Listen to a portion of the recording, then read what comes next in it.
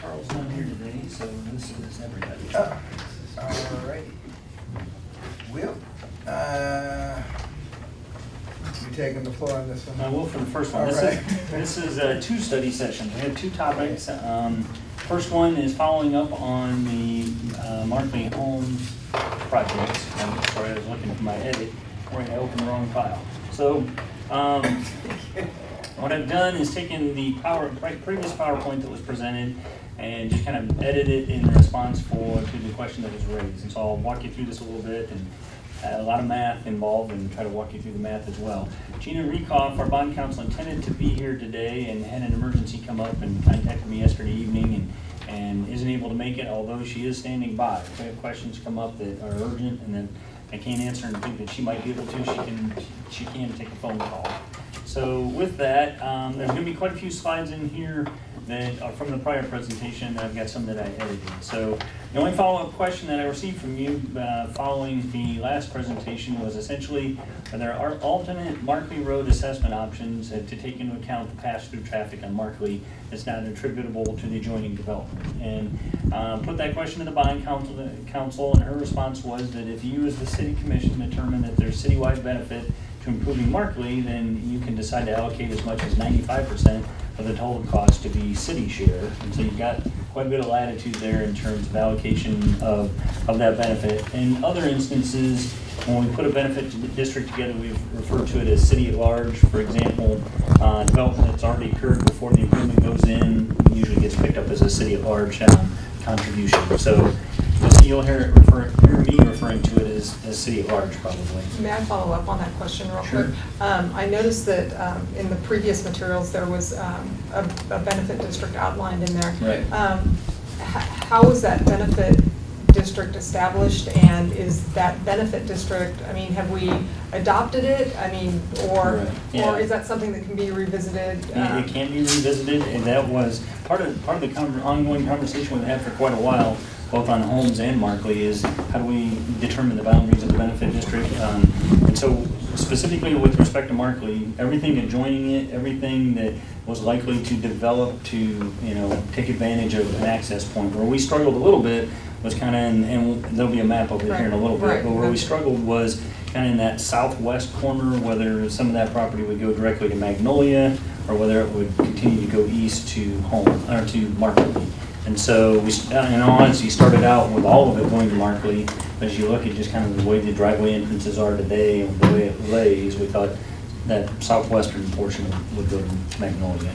The other question that came up, and we can look at it on the map, is what do you do with the church property as it adjoins Magnolia? And in talking with bond counsel, her question was, how is it platted? Is it likely that it would ever be residential development? And the conclusion was, or at least the assumption in this model was, that it wouldn't, and then it wouldn't be assessed additionally. But when we get to the map, I can speak to that a little bit more specifically. Have we determined, though, that the biggest share of that traffic, those traffic counts we had in there, have we taken a look at that and say that the biggest share of that is not from the development, but Well, I've got that answered in spades. I have got plenty of math on that one. So, go through some of the slides that are already there. The next thing that we looked at was, this hasn't changed in terms of the diagram or the numbers. And so, as you may recall, we talked about kind of having a dividing line that either went towards Holmes to the east or to Markley to the west.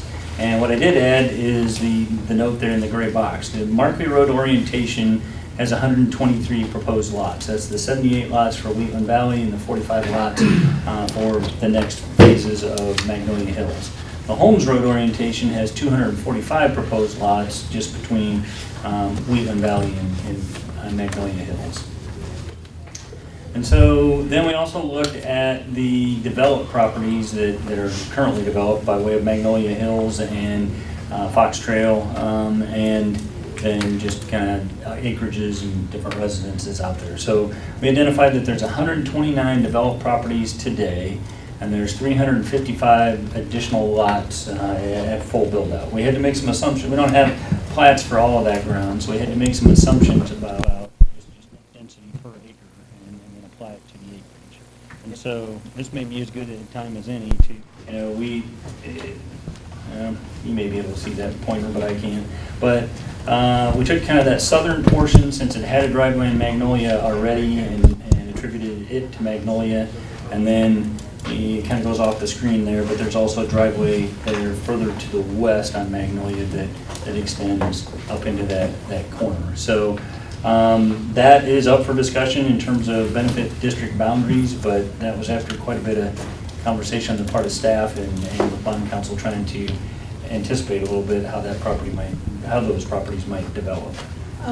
Something that I wasn't sure, that I couldn't tell from the map in the presentation, and that was why I kind of sent you that email last night. I was trying to blow up and figure out a lot of the catalyst for the development of Markley Road has been when I think it's Cedar Ridge Drive went in to connect Marymount to Markley, and coming in there through like along the edge of the Florida Soul.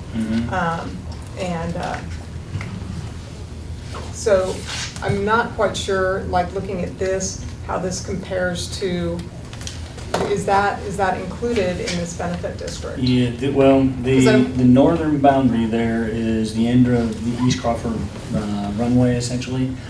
So our assumption about the improved roadway started further south than that.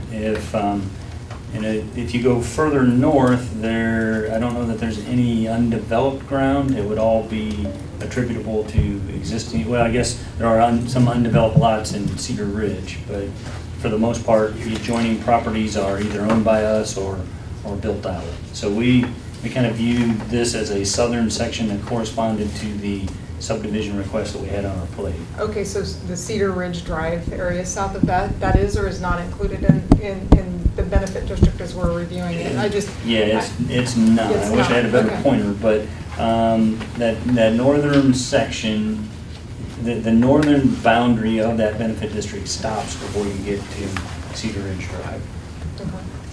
Cedar Ridge Drive would be a little bit further north off the top of this map. But we had more conversation about if you make any assumptions about the Elks Country Club and whether it would impact Markley. And our conclusion was, in its current configuration and its entrances, either go to Marymount and Cedar Ridge or would likely connect to Valley View Drive that kind of dead ends now. We didn't expect that it would, number one, it didn't have a direct route to Markley, and we didn't expect that it would benefit from Markley directly and be secondary. So then we went back and looked at the projected number of lots and struck everything that was associated with homes. So you've got Wheatland Valley phases 1, 2, and 3 at 78 lots. Took out the Wheatland Valley oriented to homes. Magnolia Hills at 45 lots. Took out Magnolia Hills oriented to homes. The Markley acreage that we don't have plats for, but projecting hit out was another 232 lots at average density. And then the homes properties in the county we took out as well. So if you focus that number just on future development on Markley, then that turned into 355 lots out of the 1,045 that was in the prior discussion. So this is where the math kicks in. So in its current condition, Markley has 4,620 total trips per day. And there are 129 developed properties on Markley currently. So the Institute Traffic Engineers has a manual that goes into great detail how much an accountant's office, a McDonald's, a Wendy's would generate in terms of trips. And it assumes 10 trips per day for a residential property. So if we use the 10 trips a day for those 129 developed properties, that's 1,290 of the trips are attributable to the developments in that benefit area. And so that essentially isolates 1,290 are residential trips within the benefit area, 3,330 of those are pass-through or city-at-large trips from outside the benefit area. So if you break that out, then you've got 27, almost 28% of today's traffic attributable to the development in the neighborhood based on the ITE assumption. and 72% is pass-through traffic originating or outside of that benefit area, or those 129 developed properties. Does the 10 trips per day per residential property, does that include like commercial traffic that's generated by those residential properties, like the UPS, the trash trucks, I believe it does. I guess I'd have to look. It is isolated to residential properties. I don't know the details of the assumptions in terms of FedEx and UPS. I could verify that, but for the most part, that's kind of a standard that's used for impact fees is what I'm familiar with. Units are trying to collect impact fees related to development demand.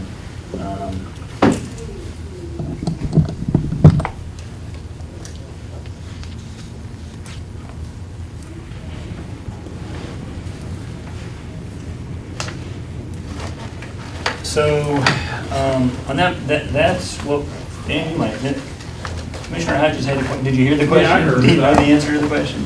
That's a design calculation that's worldwide, nationwide, whatever, so I guess whether it's 9 trips a day for the vehicles and the average 1 trip a day for the UPS and the trash and the delivery, I don't know. But That might that's actually, I fairly- mean, the first reaction you get is 10's a lot. I mean, personally, I don't go to my house 10 times, but when you factor in Yep. mail and Other trash things. and other things, then 10 might start to make Well, more it is sense. quite a range. I mean, the ICE has a range of 5 to 25, I think, is the range, but they've come up with that average of almost 10, so that's kind of what everybody uses, what we've used here.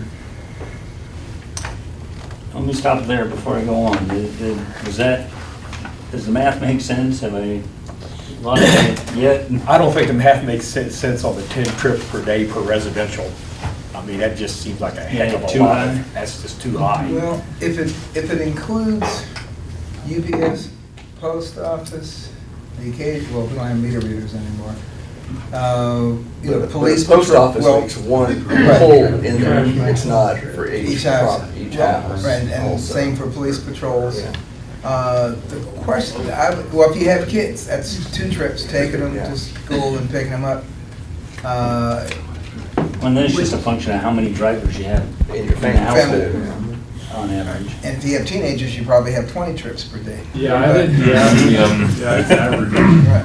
Some are lower, some are higher, it's an average. Now, for purposes of setting percentage city benefit versus maybe benefit, do you make the calculation on present number of developed lots or anticipated? Well, that's going to be the next slide. I'll sit here and wait. Anticipate. Go right ahead. So, All right. the ITE manual was the most objective source we knew of to, come up with a number. And it is pretty widely accepted in communities that are trying to assess or allocate responsibility for infrastructure costs.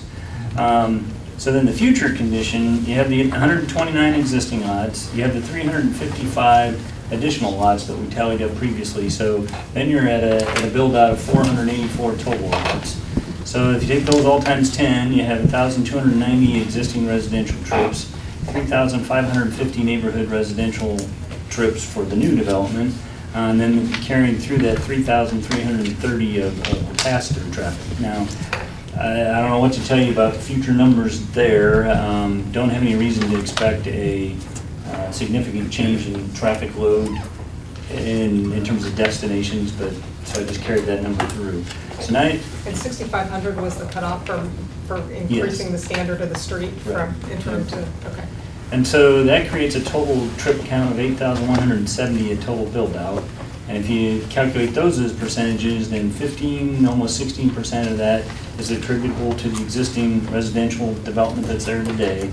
43, almost 44% of that's attributable to the new development of all the vacant ground within the benefit district.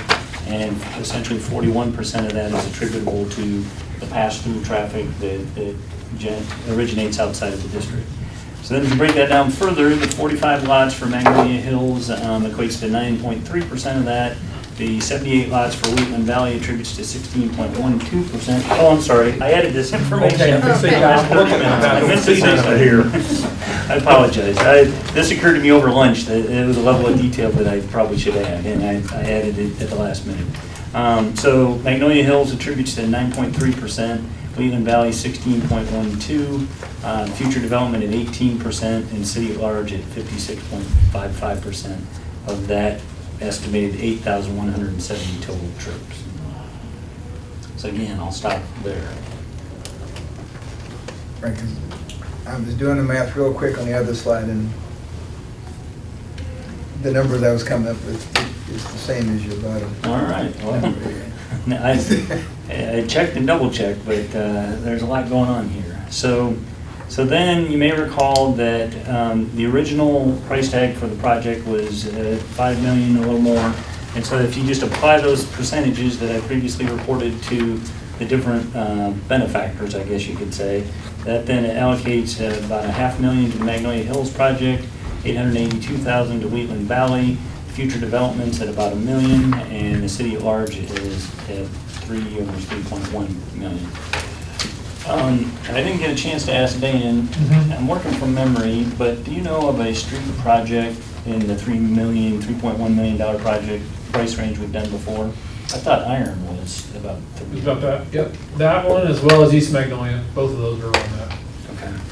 So for comparison purposes, the city's share of the marketing project would be similar to those projects then. Would it be possible to get those two slides? Yeah.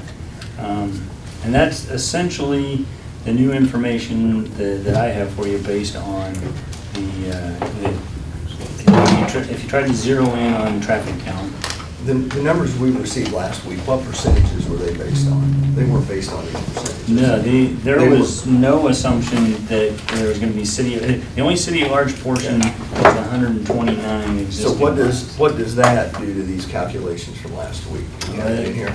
I don't have the comparison. The numbers from, I'll stop so you Thank can take a you. picture. Thank you. I'll have to go clear to the end.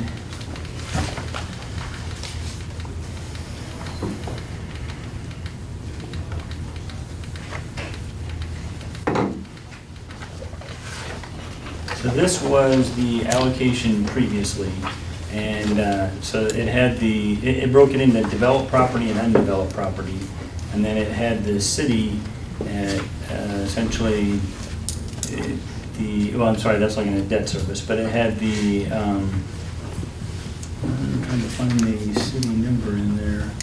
We got undeveloped property, I guess we would be the developed property. So it had it at 1.8 compared to the 3.1.